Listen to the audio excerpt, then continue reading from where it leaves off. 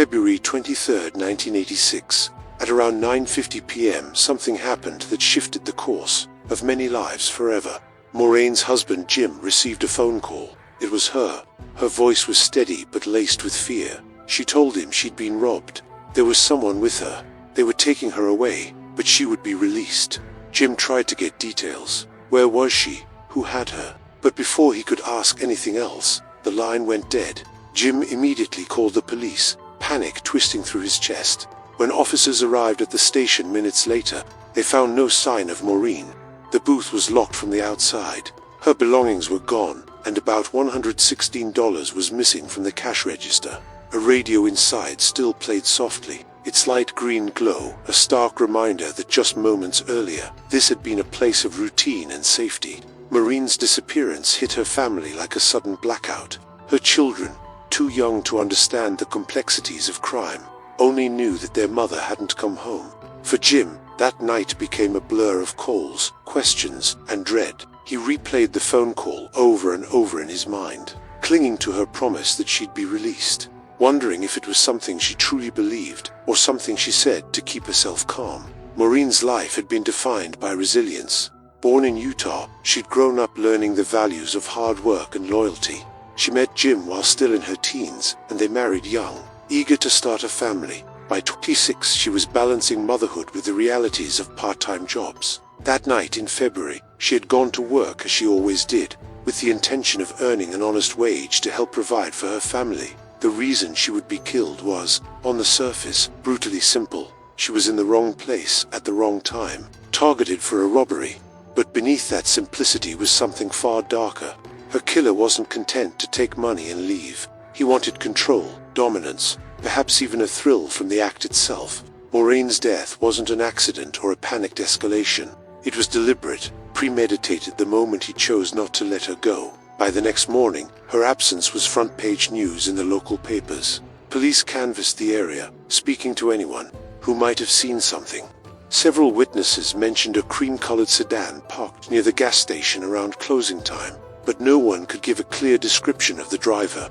For 2 days, hope and dread wrestled in the hearts of everyone who knew her. Then, on February 25th, a hiker walking through Big Cottonwood Canyon came upon a picnic site at Storm Mountain. Snow lay in uneven patches beneath towering rock formations. Near one of the tables, against a tree, he saw something out of place, a body. It was Maurine. Her wrists bore marks, as if they had been tied. Her throat had been slashed. The autopsy would later reveal that she had been strangled as well. She was still wearing her work clothes. In that frozen canyon, the peaceful hush of winter was pierced forever by the violence of her final moments. The brutality of the killing stunned investigators. This wasn't the work of someone panicking during a robbery. The killer had taken Maurine far from the crime scene, into a remote mountain area, and executed her. The method, both strangulation and a throat cut, suggested not haste, but a grim patience. The community's grief turned quickly into outrage. Who could have done this? Why kill a young mother who had offered no resistance? The details were too calculated, too personal in their cruelty, for the crime to be dismissed as random. The police knew they were dealing with someone dangerous, someone who might kill again. What no one realized yet was that the man responsible was already known to law enforcement, not just as a petty criminal, but as someone with a history of extreme violence, a man named Ralph Leroy. In the days to come, the pieces would begin to fall into place, and the horrifying truth would emerge. The name Ralph Leroy Menzies would soon become synonymous with fear in Utah. At the time of Maurine's murder, most of the public had never heard of him, but to law enforcement, his name was a familiar entry in their files. A repeat offender whose life had been a revolving door between prison walls and the outside world. Born in 1954, Menzies' life began in turbulence. His childhood was a grim cycle of neglect, instability, and abuse, shuffled between relatives and foster homes. He grew up in environments that offered little safety and even less love. His mother's death, when he was still young, left him adrift in an already chaotic world. Teachers recalled a boy who was quiet but quick to anger, withdrawn yet watchful, as though always calculating the next move in a game no one else could see. By his teenage years, Menzies had already brushed against the law. Petty thefts escalated into burglaries, Bursts of temper often turned violent. Any potential for stability collapsed completely when he began committing armed robberies in the 1970s. In 1973, he escaped from the Utah State Prison while serving a life sentence for aggravated robbery. During that escape, he and an accomplice hijacked a taxi and brutally attacked the driver, leaving him maimed. That crime alone showed a willingness to use extreme violence to get what he wanted. He was recaptured, served time, and eventually paroled in October 1984. But freedom did nothing to change him. By late 1985, he was back in custody for petty theft and awaiting trial. On February 21, 1986, just 2 days before Maurine was abducted, Menzies was released on bail. 2 days. That's all it took for him to find his next victim. The motive for what happened to Maurine can't be reduced to a simple robbery. Yes, he took the money from the gas station, but the decision to abduct her, to drive her to a remote mountain site, to kill her in such a violent and personal way that went far beyond financial gain. Investigators and prosecutors would later suggest that Menzies was driven by a twisted need for control and domination, perhaps even a perverse thrill from the act of killing. On February 24th, just 1 day after Maurine was taken, fate delivered the first major break in the case. Menzies had been picked up on an unrelated charge and booked into the Salt Lake County Jail. There, a jailer who had no idea about the kidnapping found something suspicious. Maurine's identification cards tucked away in a hamper in the jail's changing room. The discovery was startling. How would an inmate come into possession of the missing woman's ID? Detectives quickly learned that the man who had been using that changing room was Ralph Menzies. That connection instantly elevated him from a person of interest to prime suspect. But they needed more. Witness interviews provided the next pieces of the puzzle. A high school student, Tim Larrabee, and his girlfriend, Beth Brown, came forward. The day after Maurine's disappearance, they had gone to the Storm Mountain picnic area for a walk. They noticed a man and a woman there. The woman appeared tense, uneasy. The man, heavy-set with dark hair, was doing most of the talking. Nearby was a cream-colored car, distinctive enough to stand out in the snow-dusted parking area. The description of the man matched Menzies. The car matched one owned by a friend of his, named Troy Denter. When detectives spoke to Denter, he confirmed that Menzies had borrowed his cream-colored sedan on the night of February 23rd. A search warrant was executed on Menzies' apartment. Inside, detectives found Maurine's purse, minus the cash. They also discovered a buck knife, the kind capable of inflicting the deep slash wound found on Maurine's throat. And then came the most chilling evidence of all. The words of a fellow inmate. While in jail, Menzies had shared a cell with a man named Walter Britton. Britton told police that Menzies had confessed to the crime. According to Britton, Menzies admitted to abducting Maurine, taking her to the mountains, tying her to a tree, and finally slitting her throat, saying the act gave him a thrill. By this point, the case against Menzies was tightening like a noose. They had the victim's ID in his possession, eyewitnesses placing him at the scene with her, the borrowed car, her belongings in his apartment, a knife consistent with the murder weapon, and a confession to a cellmate. For investigators, the picture was becoming horrifyingly clear. Menzies hadn't panicked, and this wasn't a crime gone wrong. This was a man who had deliberately taken a young mother from her job, driven her to a secluded area, bound her, and killed her, not because he had to, but because he wanted to. Detectives now prepared to arrest him formally for the murder. They knew the case would be strong in court, but they also knew they were dealing with a man capable of unpredictable violence. Every move had to be calculated. By the time they took him into custody for the murder of Maurine Hunsaker, Menzies' name was beginning to filter through the community, and with it came an unease. People wondered how someone with such a violent past had been free at all. The formal arrest of Ralph Leroy Menzies for the kidnapping and murder of Maurine Hunsaker was not a chaotic scene, like you might expect from a man with such a violent history. It was cold, controlled, and almost eerily calm.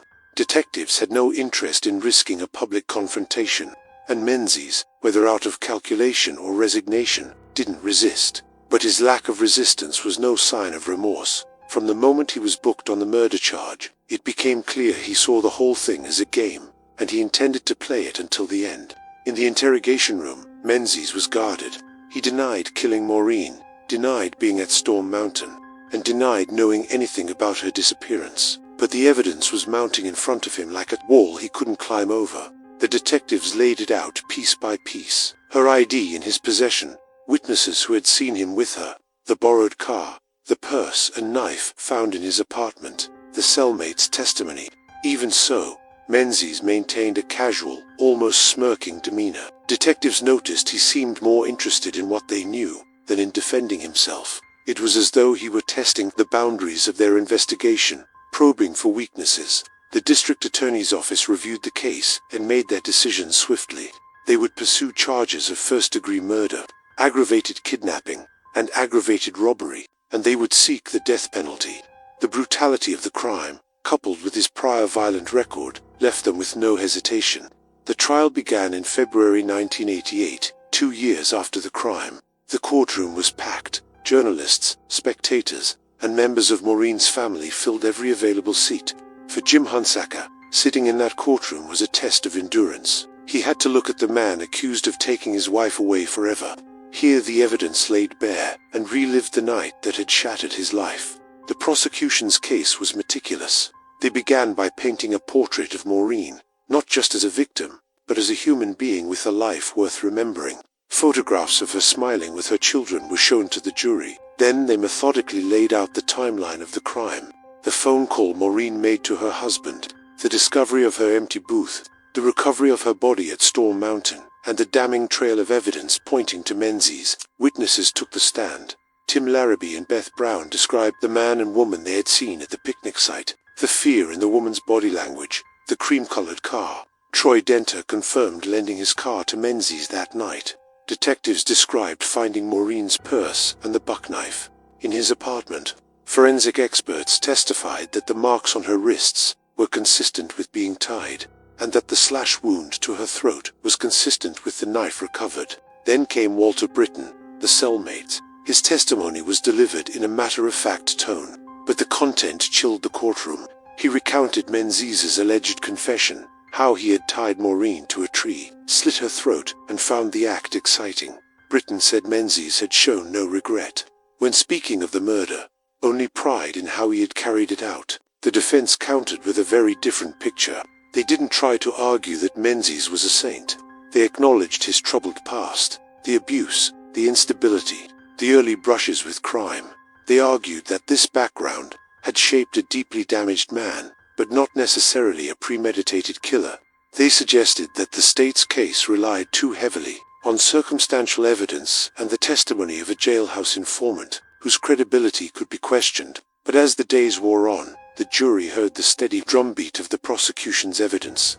It was more than circumstantial. It was a mosaic of interconnected facts that painted a single, undeniable image. On March 8, 1988, the jury returned its verdict, guilty on all counts. The conviction itself was a relief to Maurine's family, but the question of sentencing remained. Menzies had the right to have the same jury decide his fate, but he waived that right. Instead, he allowed the judge, Raymond Uno, to determine whether he would live or die. It was an unusual choice. Some saw it as a sign of arrogance, others as indifference. During the sentencing phase, the prosecution emphasized Menzies' violent history, the cold-blooded nature of the crime, and the terror Maurine must have felt in her final moments. They argued that there was no reason to believe he could ever be rehabilitated, and that justice demanded the ultimate penalty. The defense pleaded for mercy. They spoke of his abusive upbringing, his mental health struggles, and the possibility, however faint, that he could live out his days in prison without further harm to society. When it came time for Menzies to speak, he did not apologize. He did not admit guilt. In fact, the only notable statement he made was when the judge asked him how he wished to be executed. Should that be the decision? Without hesitation, he said, "Shoot me." On March 23, 1988, Judge Uno sentenced Ralph Leroy Menzies to death by firing squad. The courtroom was silent. As the words were read, Maurine's family held hands tightly, tears in their eyes. Menzies showed no reaction. The years after Ralph Leroy Menzies' death sentence were a long, grim march through the machinery of the American justice system. The trial may have ended in 1988, but for Maurine Hunsaker's family, the case was far from over.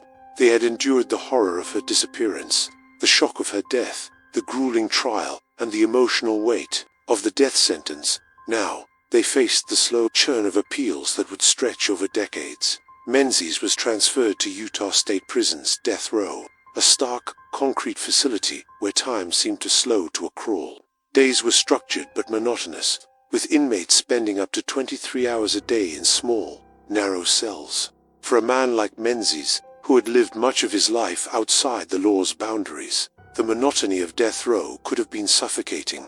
But according to guards, he adjusted quickly, becoming a quiet but unsettling presence in the cell block. His first round of appeals began almost immediately. His attorneys challenged the validity of the death penalty, the credibility of the jailhouse informant, and the fairness of his trial. But in 1991, the Utah Supreme Court upheld his conviction and sentence. That decision set the tone for the decades to follow. Menzies would challenge his case on every possible legal ground, but the courts would consistently reject his appeals. In 2000, Menzies petitioned for post-conviction relief, arguing that his trial counsel had been ineffective. The court disagreed, noting the overwhelming evidence against him. In 2013, another appeal raised questions about whether Utah's method of execution, the firing squad, constituted cruel and unusual punishment.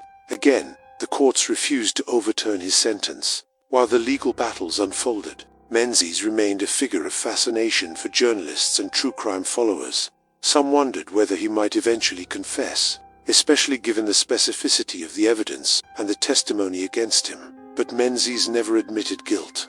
In rare interviews, he insisted he was innocent, claiming he had been framed and that the witnesses had lied. For Maurine's family, these denials were like salt in a wound, a refusal to give them even the closure of the truth. By the early 2020s, nearly 40 years had passed since Maurine's murder. Jim Hunsaker had rebuilt his life in some ways, but the loss of his wife remained an open scar.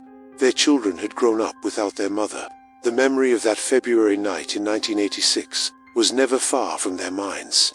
In early 2025, the Utah Supreme Court rejected what would be Menzies' final appeal. The state set his execution date for late August of that year. When the news broke, reactions were mixed. For the Hunsaker family, it was the end of a long wait for justice. For death penalty opponents, it was another reminder of the decades-long delays inherent in capital punishment. As the date approached, prison officials began the formal preparations. Utah had reinstated the firing squad as an option for condemned inmates in certain cases, and Menzies had chosen that method decades earlier.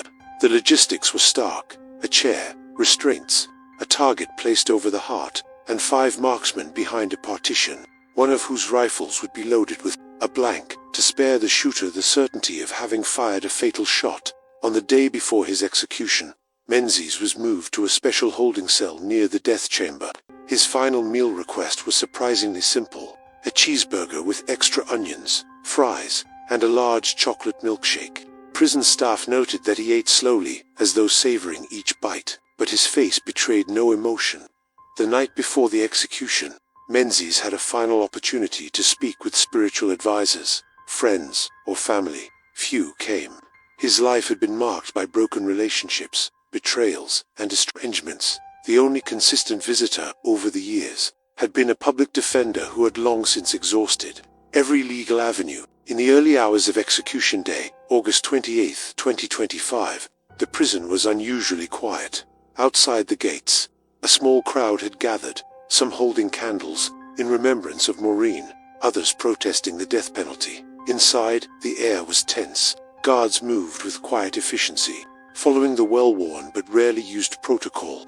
At 6:55 a.m., Menzies was led into the chamber. He was strapped into the chair, his head and body held steady by leather restraints. The target was placed over his heart. When asked if he had any final words, he paused for several seconds. "I didn't kill that woman," he finally said, his voice steady. "But I guess you all need someone to blame." He then looked toward the viewing window where members of Maurine's family sat. "I hope you find peace." It was not the apology they had hoped for. At precisely 7 a.m., the warden gave the signal. The rifles cracked in unison, the sound echoing in the chamber. Menzies' body jerked slightly, then went still. The prison doctor pronounced him dead moments later. For the Hunsakers, it was the end of a 39-year ordeal. The man convicted of taking Maurine's life was gone, but the absence of an admission or apology left them with lingering questions that would never be answered. Looking back on Menzies' life, one could see the trajectory almost from childhood. Born into instability, he grew up in a world where violence was both a survival tool and a form of control. His criminal record began in adolescence and escalated over the years, shaped by a lack of positive role models, an inability to control impulses, and a deep resentment toward authority. Psychological evaluations over the years painted him as manipulative, antisocial, and incapable of genuine empathy. Why did he do it? That remains the haunting question. Prosecutors believed it was a crime of opportunity, that he saw Maurine alone, vulnerable, and decided to assert his control in the most violent way possible. Others believed there might have been a sexual motive, though the evidence for that was circumstantial. What was clear is that Maurine's death had no justification, no greater purpose. It was an act of brutality, born from a lifetime of anger and selfishness. The story of Ralph Leroy Menzies is one of intersecting tragedies. The violent loss of an innocent woman, the wasted life of a man who could never escape his own darkness, and the decades-long ripple effect on families, friends, and communities. In the end, the gunshots that echoed in the Utah State prison execution chamber on that August morning were more than the closing act of a legal process. They were the last chapter in a story that had begun in the quiet, snowy streets of Salt Lake City in 1986. A story of violence, justice, and the unhealed wounds left behind